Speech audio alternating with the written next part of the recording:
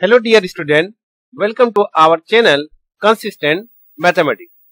Class 9 के chapter 6 lines and angles के exercise 6.1 का इंट्रोडक्शन सेशन पर आज डिस्कशन करने वाले हैं। आज के लेक्चर में इन सारे टॉपिक्स पे हम लोग डिस्कशन करेंगे। Basic terms and definition, geometrics के जो बेसिक टर्म्स हैं और डिफिनेशन उस पर डिस्कशन करेंगे। टाइप्स ऑफ एंगल्स के बारे में हम लोग जानेंगे और pairs of angles and adjacent angles के बारे में भी हम लोग कंप्लीट डिस्कशन करेंगे। और इन सारे टॉपिक से रिलेटेड जो एमसीक्यू क्वेश्चंस है वो मैंने आपके लिए बनाए हैं, जो as per CBSE new pattern for session 2021 और 21 के लिए आपके बहुत ही यूजफुल होंगे। बच्चों, ये आपके सामने क्या आ गया? लाइन एंड एंगल्स स्टार्ट करने से पहले आपको रियल लाइफ में लाइन्स एंड एंगल्स का यूजेज क्या है आपको पता होना चाहिए। सो ये आप देख सकते हो कि इस रेलवे ट्रैक में ये लाइन जो है ये आपका क्या है, ये पैरेलल है, ईच एंड एवरी पॉइंट पे पैरेलल है। ये अगर पैरेलल नहीं होगा बच्चों, जो भी ट्रेन इसमें जाएगी वो क्या हो जाएगी, अगर ये इक्वल नहीं होगा तो ये पलट जाएगी। यहां पर आप देख सकते हैं कि ये लाइन देख रहे हैं, यहाँ पर एंगल बना रहा है, यहाँ देखिए ये राइट एंगल बना रहा है। What do you think about these pictures children? आप इस पिक्चर्स में क्या देख सकते हैं, तो इनमें बहुत सारे लाइंस और एंगल्स देख सकते हो। ये इसको आप बोल सकते हो कि इसमें बहुत सारे लाइंस है। यहाँ पर देख सकते हो कि ये एंगल बना रहा है, ये नेचुरल एंगल्स आप बोल सकते हो। ये यहाँ पर देखिए एंगल्स बना रहा है। ये देख सकते हो कि ये आपका स्ट्रेट लाइन आपका इस तरह से जा रहा है, ये इस तरह से लाइन है, ठीक है, ये आपस में पैरेलल है। तो इसमें बहुत सारे हम लोग मैथमेटिकल टर्म्स जो है वो हम लोग इसमें देख सकते हैं। Can you recall the basic geometrical shapes and angles? तो बच्चों, हम लोग कुछ बेसिक ज्योमेट्रिकल शेप्स और एंगल्स का रिकॉल कर सकते हैं। जल्दी से इसको हम लोग रिकैप कर लेते हैं। So can you tell me children what is a line? यहाँ पर डिफिनेशन तो आपका गिवन है बच्चों कि a geometrical straight line is a collection of points and extended endlessly in both the direction. तो आप यहाँ पर देख सकते हो कि एक पॉइंट है, अगर मैं इस तरह से यहाँ पर आपको दिखाऊं कि एक पॉइंट है, एक पॉइंट से जब इधर रे और फिर इस डायरेक्शन में, ठीक है बच्चों, तो ये आपका लेफ्ट साइड डायरेक्शन है और ये आपका राइट साइड डायरेक्शन है। तो जब ये राइट साइड डायरेक्शन को हम लोग इस तरह से एक्सटेंड करते चले जाएं और लेफ्ट साइड एक्सटेंड करते जाए, जैसे कि आप इसमें देख सकते हो, इसको हम लोग क्या कहते हैं, लाइन कहते हैं। क्योंकि लाइन का जो लेंथ होता है वो क्या होता है, इनफाइनाइट होता है बच्चों, ये इनफाइनाइट लेंथ है इसका। So generally a line is denoted by a small letter, जिस तरह से यहाँ पर इंडिकेट आपको किया गया है, L, M, N, P, Q, कोई भी स्मॉल लेटर से ये आपका डिनोट किया जाता है। किसी लाइन को अगर A और B से डिनोट करें हम लोग, तो बच्चों आपको याद रखना है कि इसको हम लोग किस तरह से रिप्रेजेंट करते हैं, AB, और उसके ऊपर हम लोग क्या करते हैं कि इस तरह से लाइन रिप्रेजेंट करेंगे। ये आपका लाइन का सिंबल है, आपको इसी तरह से रिप्रेजेंट करना है। नेक्स्ट हम लोग का लाइन सेगमेंट है। तो line segment is a part of the line. ये आपको रिमेंबर रखना है कि अगर ये पूरा एक लाइन है, लेकिन ये पॉइंट देखिए ध्यान से, ये दोनों आपका क्या फिक्स्ड है, इसलिए इसका लेंथ जो होता है वो कैसा होता है, फिक्स्ड होता है। ठीक है बच्चों, ये आपका फिक्स्ड लेंथ होता है लाइन सेगमेंट का। लाइन ही है लेकिन लाइन का एक पार्ट है, एक टुकड़ा है। इस तरह से मैं अगर एक लाइन बना दूं, तो इस लाइन का अगर यहां से इसको ब्रेक कर दूं, मैं इसको तोड़ दूं मैं, तो यहां पर जो पॉइंट आएगा C और D, तो यहां से इसका अगर मैं सपोज कर लेता हूं कि 5 सेंटीमीटर मैंने इसको कट करके निकाल दिया, ठीक है बच्चों, यहां से ये 5 सेंटीमीटर मैंने यहां पर कट करके निकाला C और D, तो इसको हम लोग क्या कहेंगे, लाइन सेगमेंट कहेंगे। लाइन से ही ये टूटकर यहां आया है, इसको लाइन सेगमेंट कहते हैं, और इसके दोनों एंड जो है वो फिक्स्ड होते हैं, इसीलिए इनका जो लेंथ है वो आपका फिक्स्ड होता है। बट लाइन जो है वो इनफाइनाइट लेंथ होता है, उसका कोई भी फिक्स्ड नहीं होता है। सो लाइन सेगमेंट का डिफिनेशन है, a part of portion of a line with 2 end points and is called a line segment. और लाइन सेगमेंट को AB is denoted by AB। अब ध्यान से देखिए, वहां पर हम लोग लाइन जो है उसको हम लोग डिनोट किए थे इस तरह से बच्चों, लेकिन लाइन सेगमेंट है उसको हम लोग डिनोट करेंगे इस तरह से, क्योंकि इसके दोनों पॉइंट जो है वो लेफ्ट और राइट साइड वो क्या होते हैं, फिक्स्ड होते हैं। वो हम लोग इधर एक्सटेंड नहीं कर सकते हैं, यहाँ एक्सटेंड नहीं कर सकते हैं, इसलिए हम लोग इसको इस तरह से रिप्रेजेंट करते हैं। लेकिन इसको हम लोग एक्सटेंड कर सकते हैं लेफ्ट और राइट साइड, सो हम लोग इसको इस तरह से रिप्रेजेंट करेंगे। अब नेक्स्ट आपका रे है, a part of a line with one end point is a ray. अब रे में आपको क्या देखना है कि रे का किसी भी वन साइड जो है वो फिक्स्ड होता है। जिस तरह से यहां पर मैं अगर ऐसा बोलूं कि ये आपका सन है और इस सन आपका यहां पर फिक्स्ड है और यहां से बहुत सारे रे जो है वो इस तरह से आपका क्या हो रहा है, यहां से वो इंसिडेंट हो रहा है आपका अर्थ की ओर, तो ये आपका रे है कि इसका पॉइंट जो है वो फिक्स्ड है और यहां से वो कहां तक जा रही है, वो अनंत तक जा रही है, इन्फिनाइट तक जा रही है। सो इसका एक पॉइंट फिक्स्ड होता है।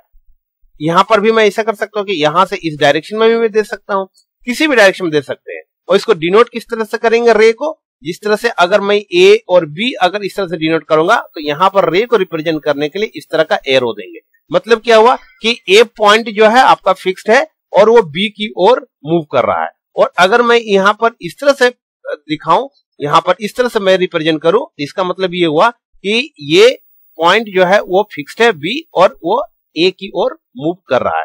तो बच्चों हम लोगों ने लाइन पढ़ा, उसके बाद हम लोगों ने लाइन सेगमेंट को पढ़ा और हम लोगों ने रे को पढ़ा। लाइन को हम लोग किस तरह से रिप्रेजेंट करेंगे, दोनों लेफ्ट और राइट साइड आपको क्या कर सकते हैं, एक्सटेंड कर सकते हैं। इसको रिप्रेजेंट कैसे करेंगे, अगर ये ए और ये बी है, इसको हम लोग डिनोट करेंगे, रिप्रेजेंट करेंगे इस तरह से।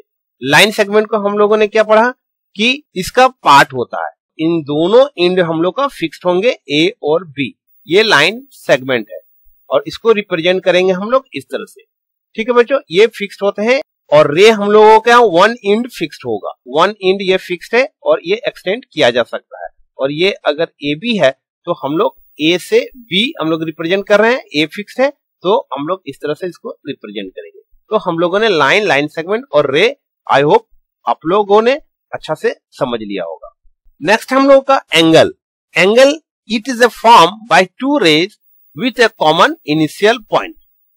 यहां पर आपके सामने ए बी एक रे है एंड ए सी एक रे है और इन दोनों रे को इस तरह से अगर मैं दिखाऊं आपको, ए बी और ए सी रे एक्चुअल में ये दोनों आपका ये ए है और ये बी है, ये एक्चुअल में ए और सी आपका जो है वो इस तरह से ओवरलैप कर रहा है, एक के ऊपर एक है। तो आप देख सकते हो यहां पर ये येलो कलर का जो आपका है और व्हाइट कलर का ये दो एक दूसरे से ओवरलैप है।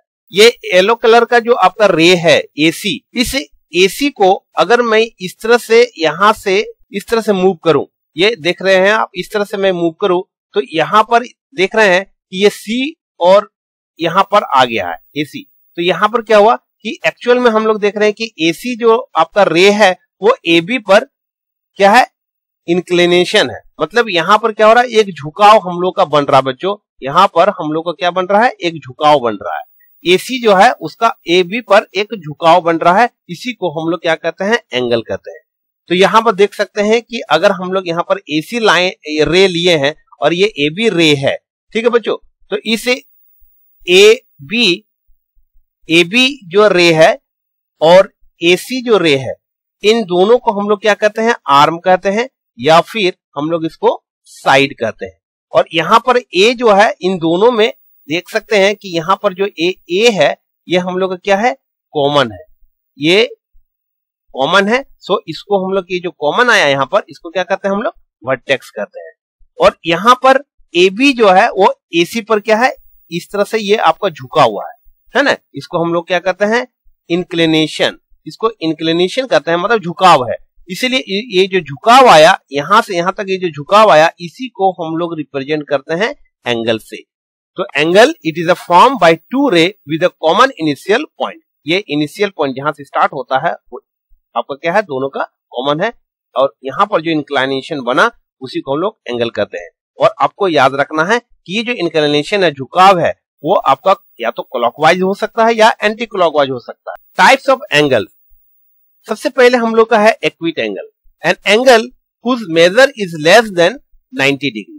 एक इनिशियल रे लेंगे और इसको एंटी क्लॉकवाइज हम लोग क्या करेंगे बच्चों, इसको इस तरह से मूव करेंगे। ये एंटी क्लॉकवाइज हम लोग मूव किए तो यहां पर जो इंक्लिनेशन बना ये आपका एंगल हो गया और ये एंगल जो है वो एक्विट एंगल हो गया। क्यों? क्योंकि ये आपका 90 डिग्री से आपका कम है।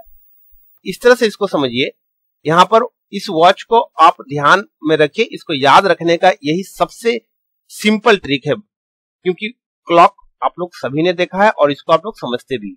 तो देखिए ये वाला इनिशियल पॉइंट है बच्चों, ये आपका हो गया इनिशियल पॉइंट, ये इनिशियल पॉइंट आपका हो गया और इस इनिशियल पॉइंट से ये जो इनिशियल लाइन है वो यहां से ये आपका ये एंटी क्लॉकवाइज आपका राउंड हो रहा है, घूम रहा है। ये एंटी क्लॉकवाइज है, ये एंटी क्लॉकवाइज इस तरह से घूम रहा है। तो देखिए यहां पर ये पूरा 90 डिग्री, यहां पर आपका 90 डिग्री और हम लोगों का यहां पर 0 डिग्री है, इसको 0 डिग्री ले लिया। तो 0 से 90 के बिटवीन होना चाहिए, बट 90 एग्जैक्टली नहीं होना चाहिए। देखिए यहां पर है आपका 90 से कुछ कम है। सो इसको हम लोग कहते हैं क्या, एक्विट एंगल। ठीक है। सेकंड हम लोगों का है राइट एंगल।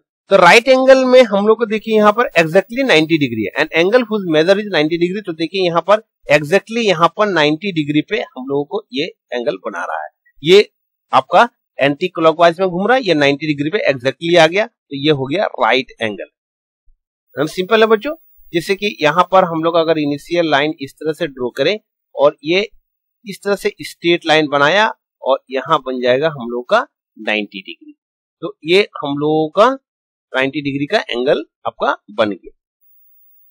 थर्ड है ऑब्ट्यूज एंगल। तो ऑब्ट्यूज एंगल में क्या है कि an angle whose measure is more than 90 degree but less than 180 degree. x जो है 90 डिग्री और 180 डिग्री ऑब्ट्यूज एंगल होगा। अब ध्यान से देखिए यहां पर ये आपका 0 डिग्री है, ये 90 डिग्री है और ये आपका 180 डिग्री है। तो ऑब्ट्यूज एंगल जो बनेगा आपका वो ये वाला जो है वो आपका क्या होगा, ऑब्ट्यूज एंगल होगा। ठीक है बच्चों, हम लोग का क्या वो एग्जैक्टली 180 डिग्री नहीं है, एकदम स्ट्रेट लाइन यहां पर नहीं है, बट इससे थोड़ा सा कम है। ठीक है, 179.99 बच्चों हो सकता है, तो वो आपका ऑब्ट्यूज एंगल ही होगा, बट 180 डिग्री नहीं होना चाहिए। ठीक है बच्चों, 90 डिग्री से ग्रेटर होगा बट 180 डिग्री से लेस होगा, तो हम लोग क्या कहेंगे, ऑब्ट्यूज एंगल होगा। फोर्थ है स्ट्रेट एंगल। तो यहां पर देखिए ये एग्जैक्टली 180 डिग्री आपका बना रहा है, पूरा एक स्ट्रेट लाइन है। यहां देख सकते हो कि आप पूरा एक स्ट्रेट लाइन बन रहा है, ये आपका एग्जैक्टली 180 डिग्री बना, तो ये स्ट्रेट एंगल हो गया। इसको हम लोग स्ट्रेट एंगल कहेंगे। ये एंगल इस तरह से इनिशियल एंटी क्लॉकवाइज में ये राउंड हो रहा है, ये 90 डिग्री और ये 0 डिग्री।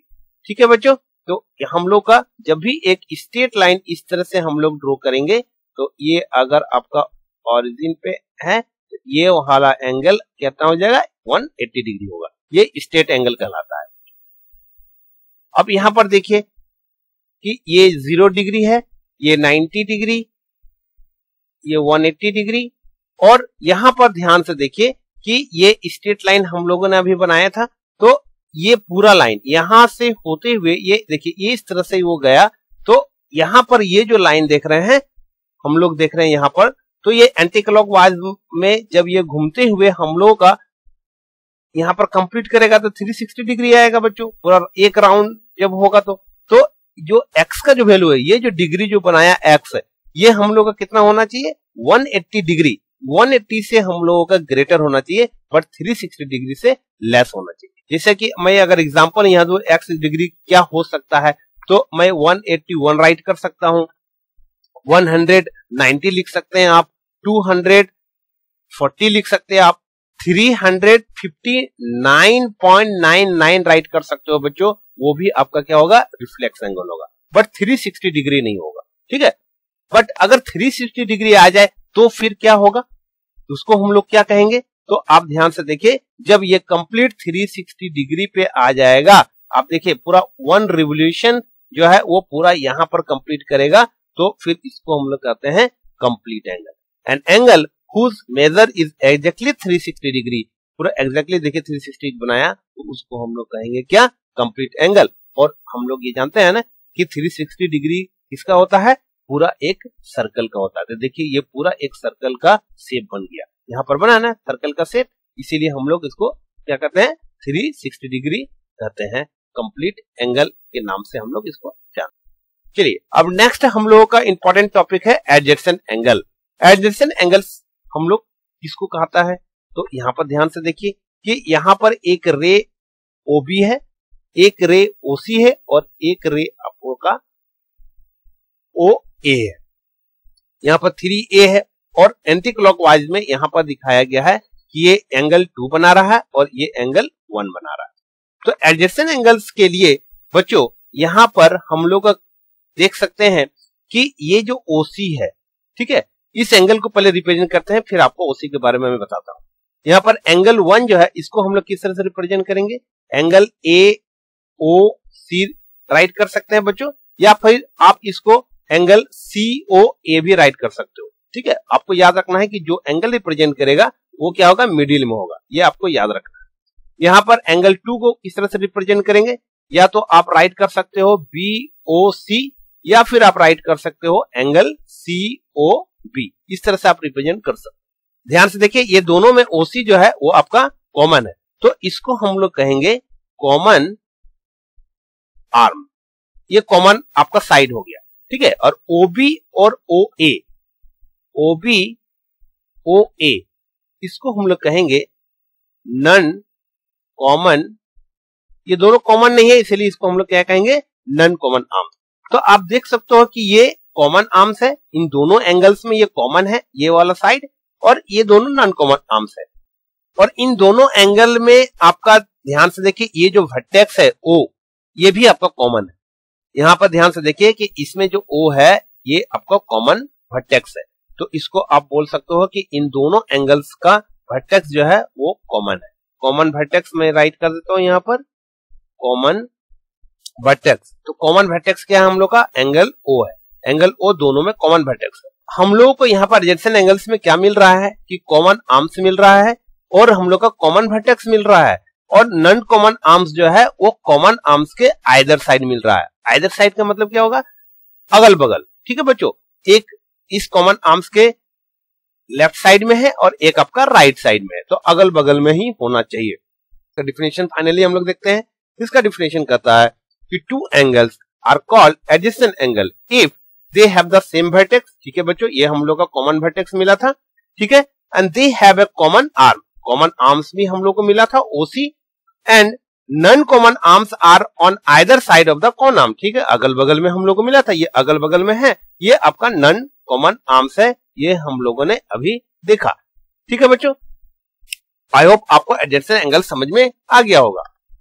नेक्स्ट हम लोग का है linear pair of angles. Linear pairs of angles हम लोगों का किसे कहा जाता है, तो ये एकदम सिंपल है बच्चों, the sum of the measure of the angle 1 and angle 2 is 180 degree. तो यहां पर देखिए एंगल 1 और एंगल 2 इन दोनों का सम जब 180 डिग्री आ जाए, आप इस तरह से राइट कर सकते हो, angle 1 plus angle 2 is equal to 180 degree. तो इसको हम लोग कहते हैं linear pair of angles. But बच्चों आपको ये ध्यान में रखना है कि इन दोनों एंगल्स का भी OC जो है इसको क्या कहते हैं, कॉमन आर्म्स कहते हैं। यहां पर ध्यान से देखिए ये भी कॉमन आर्म्स है, एंगल 1 AOC और एंगल 2 BOC, एंड दोनों में आपका कॉमन आर्म्स क्या है, OC है। ठीक है बच्चों, बट यहां पर ये जो नॉन कॉमन आर्म्स है OA एंड OB जो है ये आपका नॉन कॉमन आर्म्स है, और ये दोनों जो नॉन कॉमन आर्म्स है ये आप ध्यान से देखिए ये एक स्ट्रेट लाइन बनाता है बच्चों। ये क्या बना रहा है, एक स्ट्रेट लाइन बनाता है। ये इस तरह से ये लीनियर पेयर में आ जाएगा, ये जो मैंने बनाया, और एडजेसेंट एंगल को इस तरह से मैं राइट करता हूं एडजेसेंट एंगल। यहां पर ध्यान से देखिए, तो इन दोनों का जो सम है ये 180 डिग्री नहीं बनाएगा बच्चों, बट इन दोनों का सम आपका 180 डिग्री बनाएगा। इसमें भी कॉमन आर्म्स है, इसमें भी आपका कॉमन आर्म्स है, यहां पर भी जो कॉमन आर्म्स है, यहां पर भी नॉन कॉमन आर्म्स है, यहां पर भी नॉन कॉमन आर्म्स है, बट यहां पर नॉन कॉमन आर्म्स जो है वो एक स्ट्रेट लाइन बनाता है। एडजेसेंट एंगल जो आपका होता है, एडजेसेंट एंगल्स का आपका नॉन कॉमन आर्म्स क्या होगा, स्ट्रेट लाइन आपका नहीं बनाएगा। ये आपको याद रखना है, यही सबसे बड़ा डिफरेंस है linear pair of angles and adjacent angles. तो लीनियर पेयर ऑफ एंगल्स का फाइनली हम लोग का जो डिफिनेशन है वो क्या है कि two adjacent angles are said to be linear pair of angles if their non common arms are straight line. Right बच्चों, now remember that two angles the sum of whose measure is 90 degree are called complementary angle. बच्चों आपने last class में पढ़ा होगा complementary angle and supplementary angle, ये आपको याद होगा। तो कॉम्प्लीमेंट्री एंगल क्या है कि कोई भी एंगल, सपोज कीजिए एंगल एक है और एंगल बी है और इन दोनों का सम जब 90 डिग्री है तो इसको हम लोग क्या कहते हैं, कॉम्प्लीमेंट्री एंगल कहते हैं। आप इस तरह से याद रख सकते हो या आप समझ सकते हो कि एंगल ए अगर मेरा 45 डिग्री है तो एंगल बी जो है वो क्या होगा, 90 डिग्री माइनस 45 डिग्री होगा। इसका मतलब हुआ कि 45 डिग्री जो है इसको हम लोग क्या कहेंगे, कॉम्प्लीमेंट्री एंगल कहेंगे। ठीक है बच्चों, ये हम लोग का कॉम्प्लीमेंट्री एंगल कहलाएगा। ठीक है, नेक्स्ट हम लोग का है सप्लीमेंट्री एंगल। इसको भी इस तरह से समझ सकते हो कि एंगल ए और एंगल बी अगर दो एंगल है और इन दोनों का एंगल का सम 180 डिग्री है तो ये सप्लीमेंट्री एंगल कहलाएगा। अगर एक एंगल हम लोगों का 120 डिग्री है तो एंगल बी कितना हो जाएगा बच्चों, 180 डिग्री और माइनस ये 120 डिग्री आप कर दीजिए, ये हो जाएगा 60 डिग्री। तो 60 डिग्री को हम लोग क्या कहेंगे, सप्लीमेंट्री एंगल कहेंगे। ठीक है बच्चों, ये आपको समझ में आ गया होगा। तो अब कुछ इंपॉर्टेंट क्वेश्चंस हम लोग करते हैं इससे रिलेटेड। देखिए यहाँ पर पहला क्वेश्चन आपके सामने है कि find the measure of an angle which is complement of itself. इसको आप सबसे पहले let angle be x degree और उसके बाद आपको क्या करना है कि यहां पर इसी एंगल का कंप्लीमेंट निकालना है। तो कंप्लीमेंट क्या होता है, 90 डिग्री और माइनस एक्स डिग्री, ये आपका कंप्लीमेंट निकल गया। किसका निकला बच्चों, एंगल्स का। अब क्वेश्चन में लिखा है कि find the measure of an angle which is complement of itself. According to the question आप क्या लिख सकते हो, एंगल आपका कितना है, एक्स डिग्री है और which is complement of itself, complement itself कितना निकाला, 90 डिग्री माइनस एक्स निकाला। तो आप इसको सॉल्व कर सकते हो, x plus x is equal to 90 degree, 2x is equal to 90 degree, then x is equal to 45 degree. Finally आपको रिजल्ट मिला x is equal to 45 degree और यहाँ पर x is equal to 45 degree, B आपका option है, तो ये आपका फाइनल आंसर हो गया। Question number 2, to supplement of an angle is 1/3 of itself. Write कीजिए, let angle B x degree and supplement angle is equal to 180 minus x degree and to supplement of angle is 1/3 of itself. 1/3 किसका बच्चों, itself के इस angle के लिए आया है। सो यहां पर आपको राइट करना है 1/3 ऑफ इटसेल्फ यानी x डिग्री और to supplement angles 180 minus x, ये गिवन है आपका। ठीक है बच्चों, तो अब इसको सॉल्व कर लीजिए। 180 is equal to x plus 1/3x। ये x को हम लोगों ने लेफ्ट से राइट की ओर ट्रांसफर किया तो माइनस है, ये आपका प्लस हो जाएगा। अब इसको आप सॉल्व कर लीजिए, एलसीएम लेने पे 3x प्लस एक्स और बाई 3, इसके नीचे आपका क्या है, 1 है डिनोमिनेटर। सो इसको सॉल्व करेंगे हम लोग 4x बाई 3 और यहां पर आप राइट कर लीजिए इस तरह से कि 4x by 3 is equal to 180 degree. तो x is equal to 180 degree, cross multiplication कर लीजिए 3 बाई 4 और 4 से इसको डिवाइड कर लीजिए, 4 4 जा 16, 8 6 2 20, 45 से ये कैंसिल हो गया। तो x का फाइनल वैल्यू हमको क्या मिला, 5 3 जा 15 एंड 4 3 जा 12, 135 डिग्री। तो फाइनली आपको मिला x is equal to 135 degree. तो x is equal to 35 degree इन चारों ऑप्शन में देखिए यहां पर भी है 135 और यहां पर भी है। अब इसका मतलब ये हुआ कि ये वाला दोनों ऑप्शन जो है वो आपका नहीं होगा, अब ये दोनों ऑप्शन में ही है। तो फाइनली हम लोग क्या करेंगे, फिर सप्लीमेंट एंगल निकालेंगे। तो यहां पर फाइनली आप फाइंड आउट कीजिए सप्लीमेंट एंगल। सप्लीमेंट एंगल क्या करेंगे, 180 डिग्री एंड माइनस 135 डिग्री। यहाँ पर देखिए supplement angle 180 minus x, x का वैल्यू 135 आया, तो माइनस कर लीजिए, तो यहाँ पर आपको मिलेगा 45 डिग्री। तो देखिए ये 45 डिग्री आया, इसका मतलब ये क्रॉस हो गया और राइट आंसर आपका ऑप्शन डी हो गया। राइट बच्चों। Question number 3, two supplement angles are in the ratio 2:3, find the angle.